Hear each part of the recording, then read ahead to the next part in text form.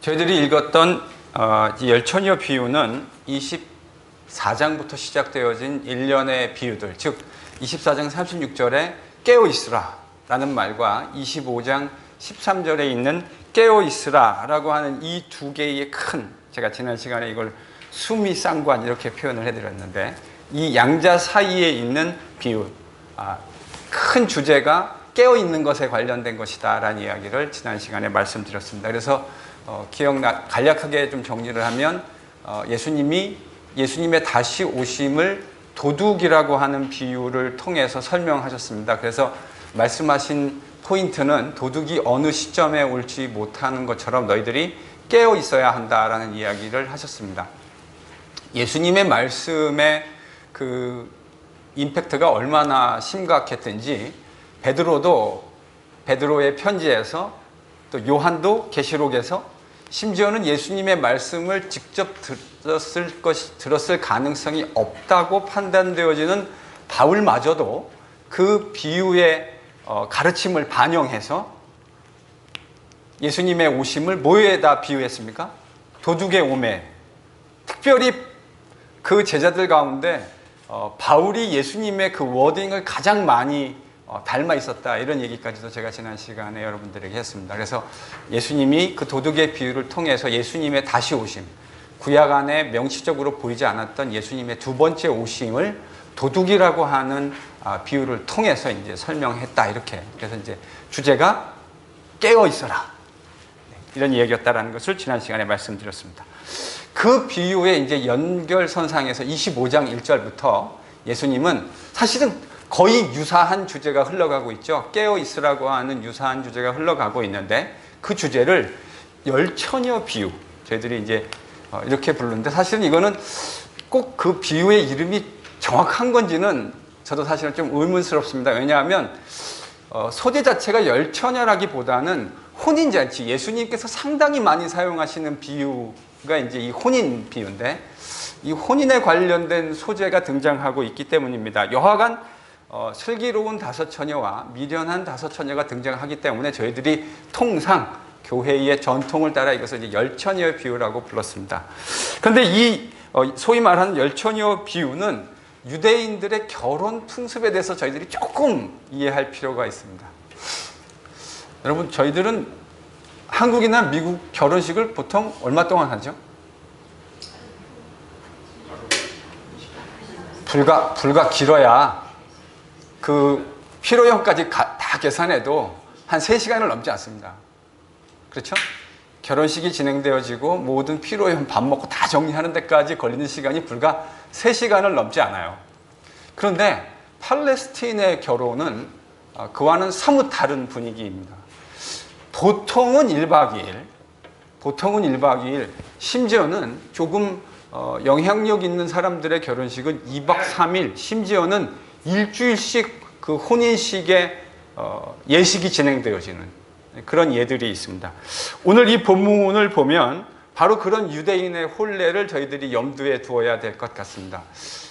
유대인들의 혼례는 크게 집이 그 두 집에서 이루어집니다. 하나는 신랑집, 그러니까 신랑, 여기는 신부 집입니다.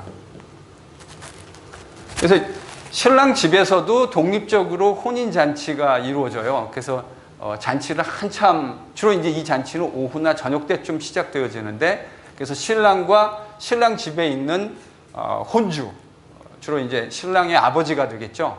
아버지가 돌아가신 경우에는 큰 형이 될 수도 있고, 이렇게 혼주를 중심으로 해서 많은 하객들이 신랑 집에 와서 여흥을 즐깁니다. 밥도 먹고 또 포도주나 이런 것들이 다 준비되어져서 이렇게 일종의 그 페스티벌 비슷하게 예식들이 이미 신랑의 집에서 거행되고 있습니다. 같은 시각, 거의 비슷한 시각, 신부의 집에서도 똑같은 일이 벌어집니다. 신부와 또 신부의 하객들, 많은 친구들이 함께 모여서, 가족들이 함께 모여서 결혼하게 되어지는 신부를 이제 축하해주는, 그리고 이 자리에서 통상 이 신부가 자랐을 때부터 이렇게 흥겨웠던 이야기, 추억에 관련된 이야기들을 이야기하는 그런 일들이 이제 일어납니다. 그러니까 양쪽 집에서 지금 다 그 잔치가 벌어지고 있는 거죠. 그러면 신랑 식사가 다 끝나고 난 후에 신랑과 신랑의 친구들이 중심이 되어져서 신랑의 집에서 신부의 집으로 신부를 데려가기 위해서 신랑과 신랑의 친구들이 같이 오게 되어집니다. 근데 같은 시각 신부의 집에서는 이제 누가 오기를 기다리고 있을까요? 신랑이 오기를. 신랑과 신랑의 친구들이 오기를 기다리고 있는데 이때 신부가 혼자 기다리는 것이 아니라 우리 결혼식에는 이런 일이 있을 필요가 없죠. 왜냐하면 자리를 이동하지 않고 정해진 장소에 하객들이 와서 그곳에서 예식을 하기 때문에 이런 일이 필요 없는데 팔레스틴의 결혼은 신랑이 와서 그 신부를 데리고 어디로 갑니까? 결혼 예식이 일상 벌어지는 건 신랑의 집입니다. 그러니까 신부를 데리고 신랑의 집까지 가야 돼요. 그리고 거기서 말 그대로 결혼 예식이, 신부를 데리고 온 후에 결혼 예식이 벌어지고 밤이 새도록 주로 이런 일이 야간에 이루어졌습니다. 그 결혼 예식이 주로 야간에 이루어졌는데 제가 지난번에 이집트에 있는 한 형제로부터 결혼 예식을 초대받았는데 시간이 몇 시라고 말씀드렸습니다. 기억 안 나시나요? 9시요. 밤 9시에. 여러분, 저는 태어나서 결혼 예식에 밤 9시 초대받은 건 그때가 처음이었어요.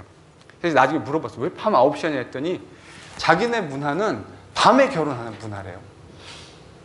그러니까 이제 그런 그 문화적인 차이점들이 저희하고 있는 거죠. 그래서 통상 신랑은 저녁 식사가 다 끝나고 여흥이 한참 북돋아 있었을 때, 한참 잔치에 흥이 돋아 있었을 때 자기 친구들과 함께 신부를 데리러 떠나게 되어지는 겁니다.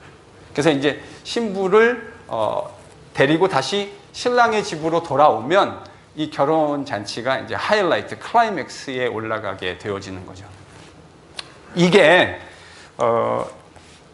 팔레스틴에서 이루어지는 결혼 풍속도입니다.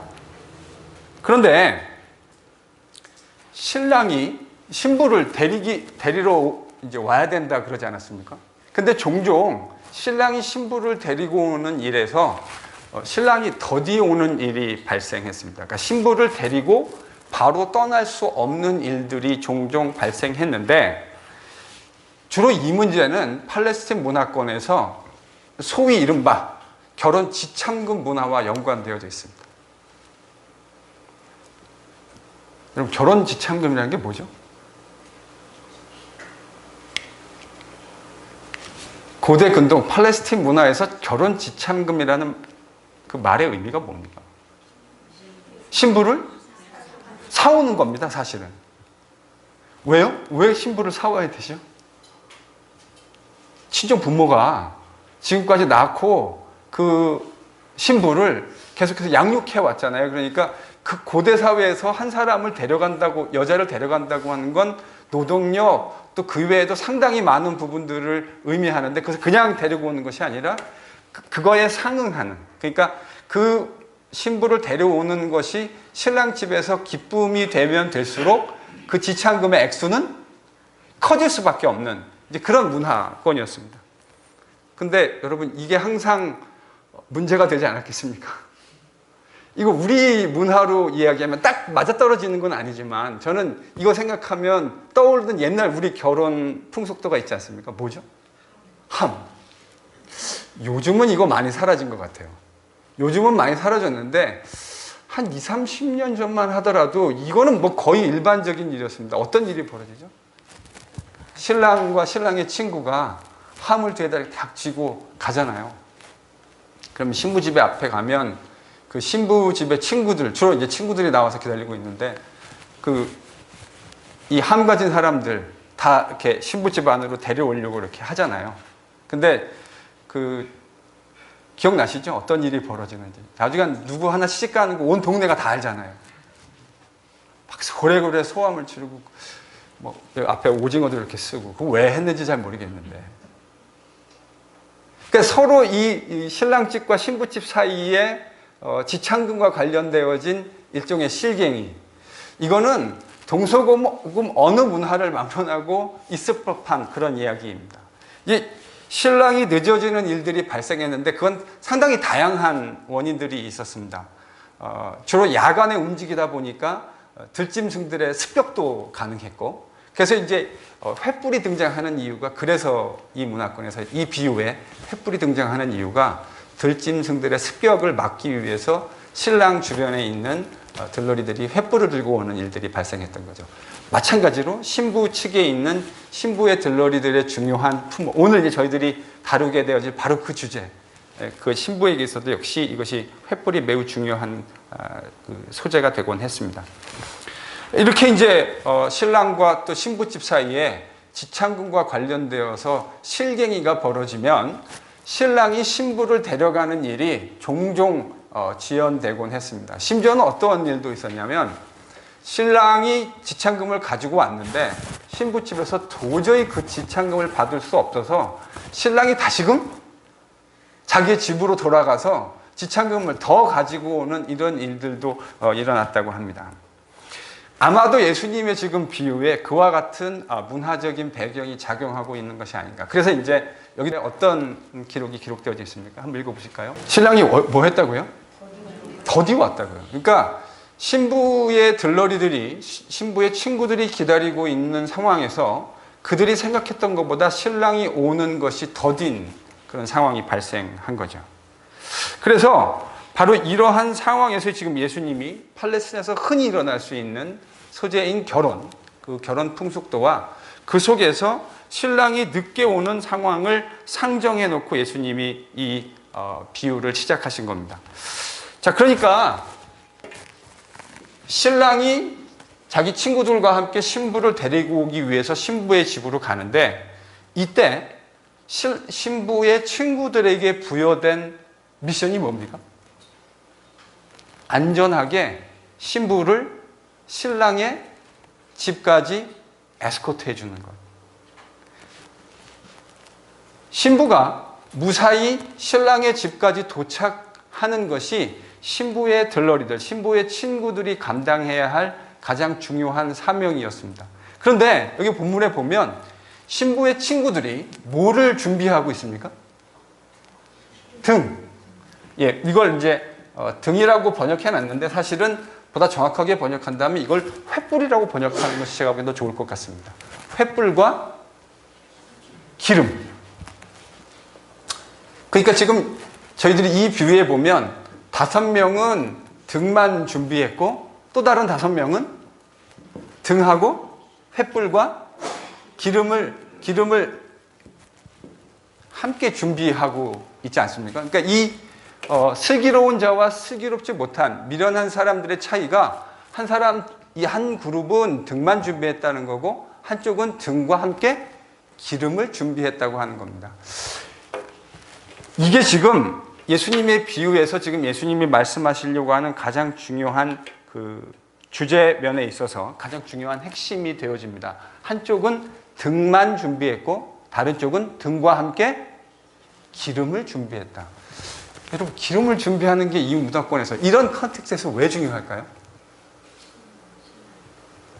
신랑이 언제 올지 모르니까 신랑이 혹 더디 오더라도 그 더디움을 견뎌내고 신부를 안전하게 신랑의 집까지 에스코트해 줄 수 있는 것이 이 여인들의, 이 들러리들의 임무였다고 한다면, 이 임무가 가능하기 위해서, 자기 자신들의 미션을 성취하기 위해서 필요한 모든 것들을 준비하는 것은 말할 것도 없이 들러리들이 해야 할 가장 중요한 임무였습니다.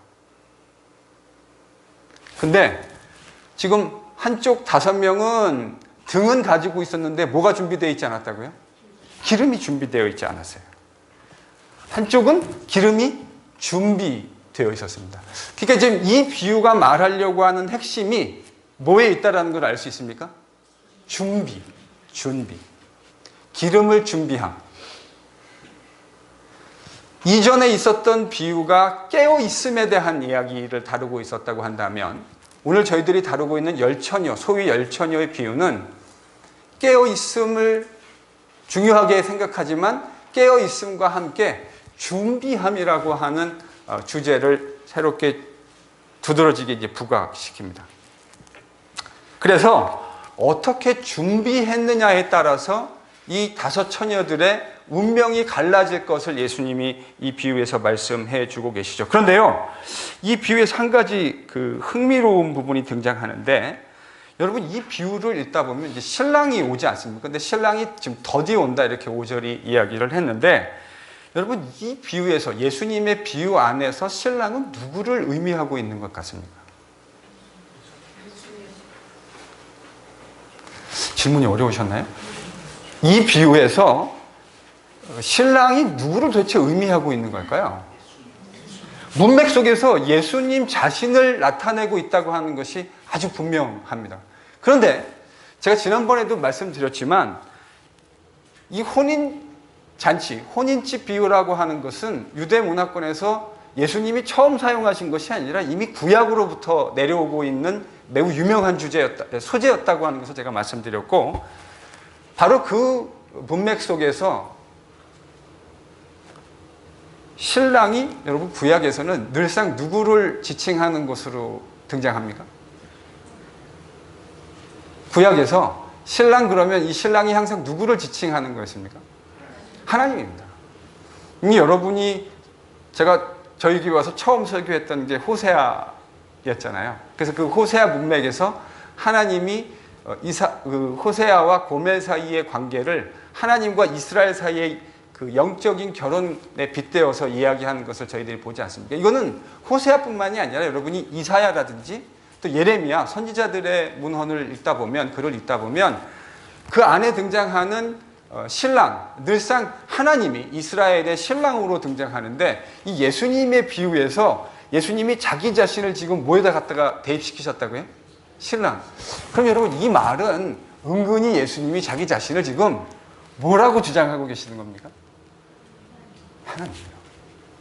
그래서 이런 걸 보고 신학자들이 뭐라 그러냐면, 예수님이 자기 자신을 하나님이라고 직접적으로 주장하는 게 아니라 은근히 예수님이 누구신가를 이야기하는, 그래서 이제 좀 어려운 말로는 간접 기독론이라는 말을 씁니다. 여러분이 뭐 이런 말까지 아실 필요는 없는데, 무슨 말이냐면 직접적으로 예수님이 자기가 누구냐라는 것을 말씀하시는 것이 아니라 문맥 안에서 이렇게 은근히 따라가다 보면 지금 예수님이 자기 자신을 은근히 하나님이라고 얘기하고 있는 것이 아닌가 하는 이제 이런 생각들을 하게 됩니다.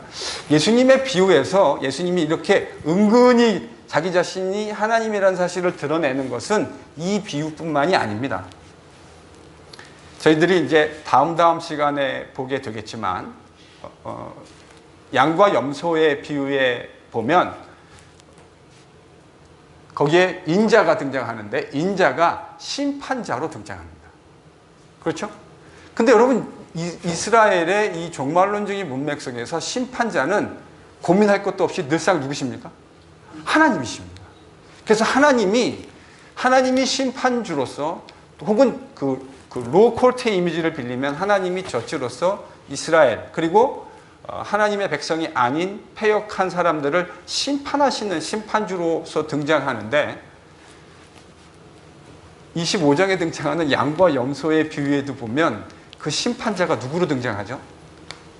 인자요. 저희들이 이제 보게 되겠지만, 그러니까 이와 같은 사실은 우리에게 무엇을 시사하냐면, 예수님이 자기가 은근히 하나님이신 것을, 그러니까 이 문맥을 잘 이해하고 저희들이 본문을 보게 되어지면 예수님이 자기 자신을 하나님이라고 은근히 주장하고 있다는 사실들을 저희들이 발견하게 됩니다. 이것이 이제 이 비유에서 저희가 은근히 발견하게 되어지는 예수님의 자기 인식입니다. 자기가 누구신지를 예수님이 이 비유 속에서 그거를 명시적으로 드러내는 게 이 비유의 주된 키포인트는 아니지만, 예수님의 말씀 속에 자기가 누구이신가라고 하는 예수님의 자의식이 이러한 비유의 소재 속에서도 은근히 드러난다. 그래서 제가 이제 이걸 간접 기독론이다 이렇게 여러분에게 표현해 드렸습니다. 자, 아까 말씀드린 대로 이 비유에서 팔레스틴의 결혼 통속도 안에 언급되어 있는 것처럼 신랑의 도착이 지연되고 있는 부분들이 등장합니다. 그리고 이 비유를 예수님이 결론을 내시면서 13절에서 이 비유가 말하려고 하는 핵심이 무엇이라고 정리해 주고 계십니까? 13절이요. 깨어 있으라. 깨어 있으라. 이게 예수님이 말씀하시려고 하는 핵심입니다. 그런데 종종 이제 어떤 사람들이 뭐라고 이 비유를 가지고 좀 시비를 걸었냐면, 예수님이 지금 깨어 있으라고 말했는데 본문 안에 보면 이것과 상충되어지는 컨트라딕션을 일으키는 내용이 등장합니다. 뭐죠, 그게요? 다 자고 있어요. 그러니까 예수님은 분명히 깨어 있으라고 했고, 그 깨어 있음이 이 비유의 이제 이 비유 안에 등장하는 핵심적인 주제인데, 근데 보면 여러분 5절에 보니까 이 사람들만 잠을 잤으면 괜찮은데 이 사람들도 잠을 잤고 나머지 준비가 돼 있는 기름 준비가 돼 있는 5명의 소위 말하는 슬기로운 처녀라고 얘기가 되고 있는 그 사람들도 다 함께 잠을 잤거든요. 그래서 이제 이걸 가지고 그래서 이제 좀 비평적인, 그러니까 성경의 권위를 인정하지 않는 사람들은 이게 예수님이 여러 곳에서 얘기한 비유를 이렇게 짜집기 하다가 이런 말도 안 되는 일이 발생했다 이렇게 이야기하는 사람들도 있습니다. 그런데 진짜 그렇습니까?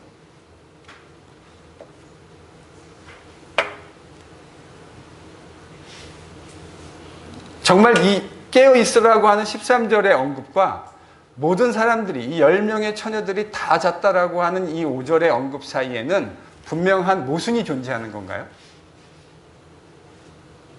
제가 볼 때는 그거는 너무 이 본문의 독해를 너무 편협하게 한 것이 아닌가 하는 생각을 하게 됩니다.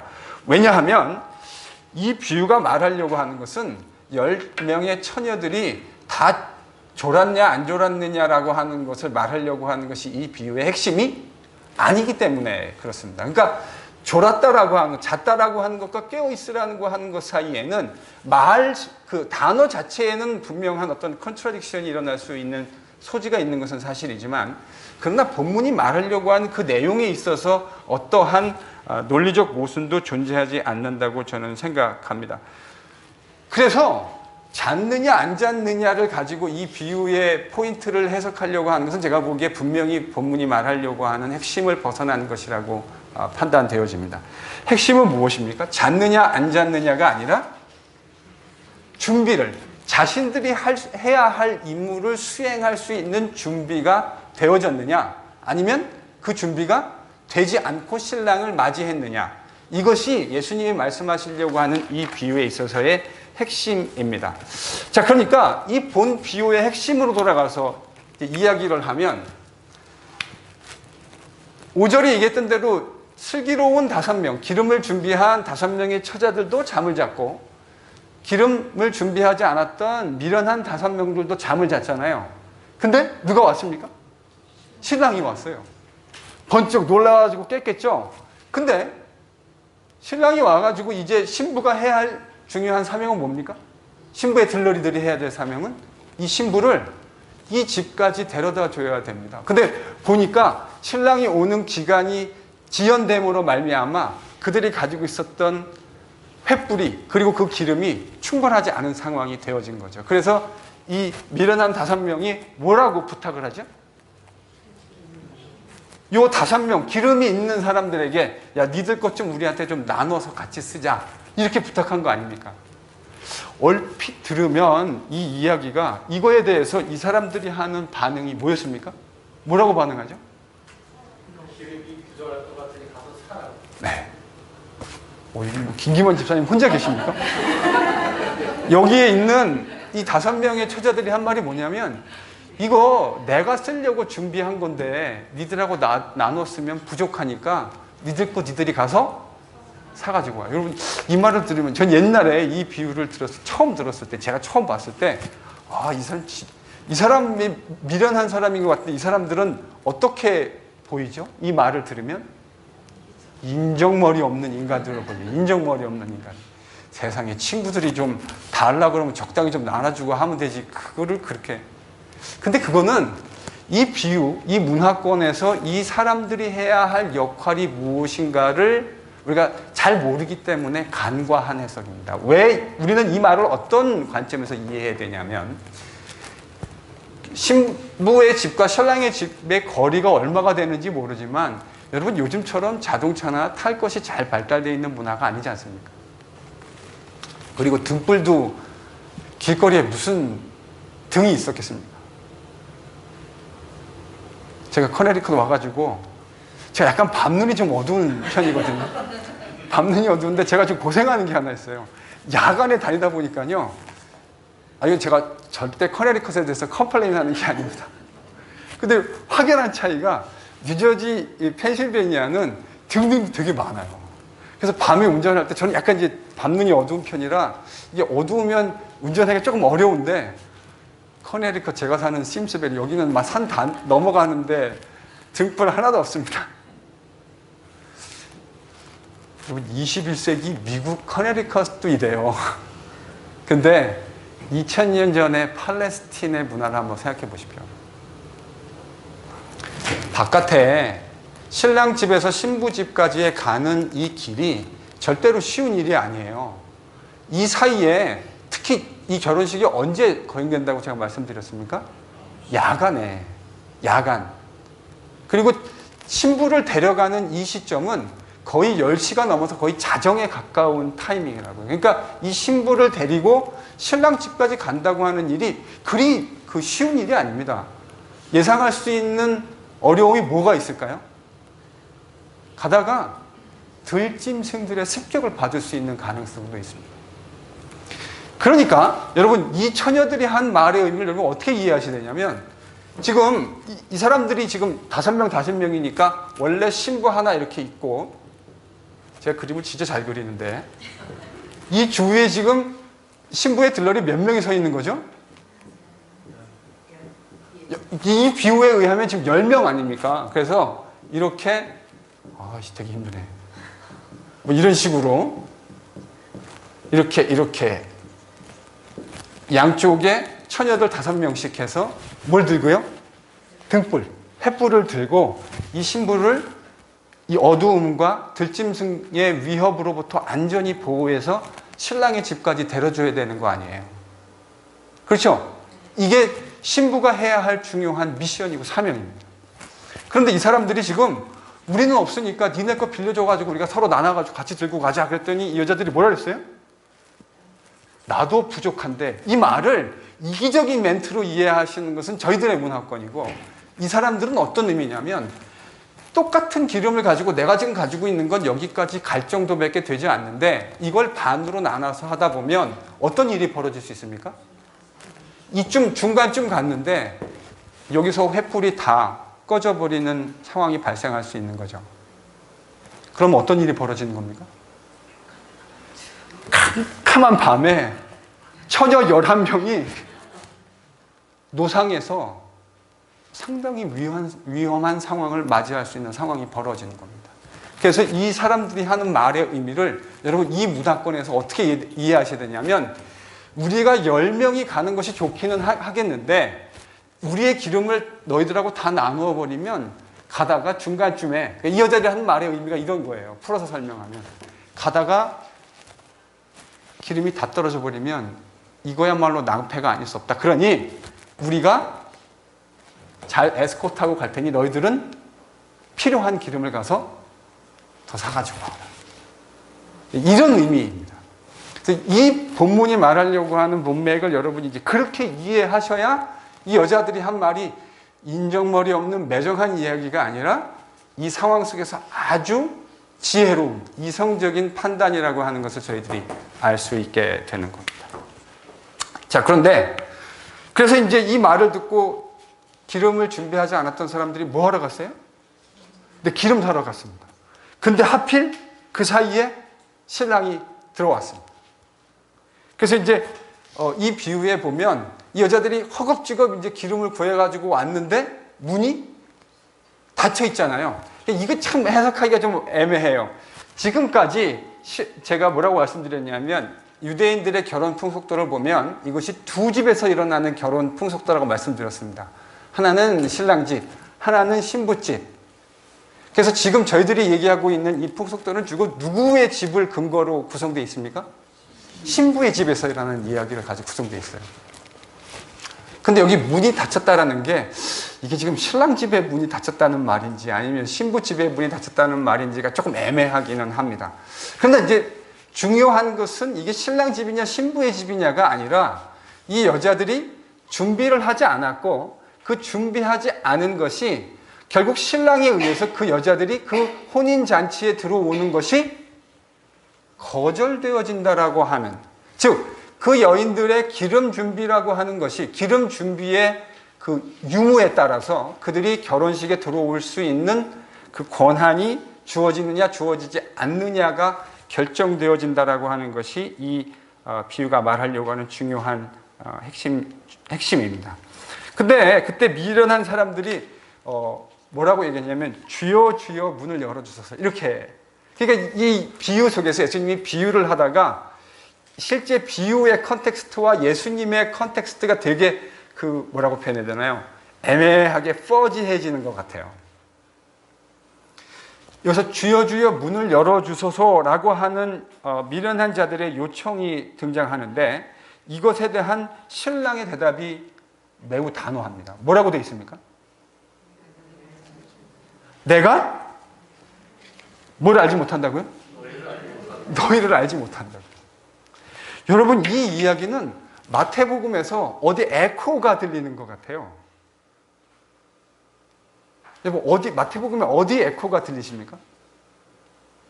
주여 주여 문을 열어주소서 그랬을 때 그 신랑이 안에서 뭐라 그러냐면 내가 너희를 도무지 알지 못한다. 이 이야기가 마태복음 다른 어느 곳에 있는 에코처럼 들려요. 어디냐면 마태복음 7장입니다. 마태복음 7장 22절을 한번 펴보실까요? 예수님이 뭐라 그러십니까? 내가 너희들을 도무지 알지 못한다. 여러분, 예수님의 이 말씀의 그 중요성을 저희들이 깨달아야 합니다. 예수님이 이 7장의 문맥, 산상수훈의 문맥에서 말씀하시려고 하는 건 그들이 정말 예수님의 제자다운 삶의 모습으로 살았느냐 그렇지 않느냐이지, 그런 소위 효율성 높아 보이는 기독교의 품목들을 수행할 수 있는 능력이 있느냐 없느냐를 가지고 예수님의 제자됨의 척도로 삼지 않았다고 하는 것을 마태복음 7장은 아주 분명한 어조로 우리에게 이야기해 주고 있습니다. 오늘 저희들이 열처녀, 소위 열처녀 비유에서 읽었던 이 비유도 그와 같은 문맥에서 이해되어져야 할 것 같습니다. 자, 좀 정리를 좀 해볼까요? 저희들이 24장부터 예수님이 마지막 날에, 그러니까 하나님의 나라가 완성되는 시점에 관련된 이야기를 해오셨는데, 그 안에 등장하는 이 4개 정도의 비유는 일관되게 깨어있으라라고 하는 도적비유부터 시작해서 깨어있음에 대한 이야기를 예수님이 해오셨다. 제가 이제 지난 시간에 그렇게 말씀드렸습니다. 그러면 오늘 비유도 큰 그림 안에서는 깨어있음에 대해서 이야기하고 있는 거잖아요. 그렇죠? 열처녀, 왜냐하면 13절의 핵심이 그러므로 깨어있으라. 깨어있으라. 그러니까 이 열처녀 비유도 근본 핵심에 있어서는 도적 비유나 그 앞에 등장하는 노아 때의 이야기들과 크게 다르지 않게 뭐에 대한 비유입니까? 깨어있음. 그런데 저희들이 열처녀 비유를 지금 같이 간략하게 살펴보았는데, 열처녀 비유는 깨어있음을 이야기하면서 이 비유 안에서 어떤 한 가지 두드러진 특징을 강조해주고 있습니까? 준비함. 준비함. 본문의 이야기대로 한다면 뭐에 대한 준비입니까? 뭐에 대한 준비죠? 기름을 준비하는 겁니다. 기름 준비. 그러니까 이 처녀들에게 요구되어진 사명을 감당하기 위한 기름 준비. 이게 이 비유 안에서, 그러니까 제가 지난번에 말씀드렸듯이 예수님의 비유가 같은, 특히 마태복음에 등장하는 예수님의 비유들이 같은 주제면에서 이렇게 일관되게 흐른다고 말씀드리지 않았습니까? 25장에 있는 비유도 그렇게 일관되게 흐르고 있어요. 같은 주제를. 그런데 앞에 있는 도적 비유를 비롯한 다른 비유와 이 비유에 있어서 도드라지는 특징이 뭐냐면 준비함입니다. 열처녀 비유의 특징이 한 단계 더 어드밴스된 게 뭐냐면 준비예요. 본문의 언어를 빌리자면 무슨 준비입니까? 기름을 준비하는 것입니다. 그러면 이제 저희들이 질문해야 할 다음번 질문이 뭐죠? 도대체 기름을 준비한다는 말이 뭐냐? 기름을 준비한다는 말이 뭐냐? 그러니까 지금 마태는 예수님이 하셨던 비유를 듣고 그 비유를 나중에 깨닫게 된 거죠. 저는 그 비유를 깨닫게 된 시점이 언제인지는 정확하게 말할 수 없습니다. 그러나 그가 마태복음을 기록하고 배열해 놓은 곳을 보면 그가 예수님의 비유를 정말 많이 묵상했다고 하는 사실을 알 수 있습니다.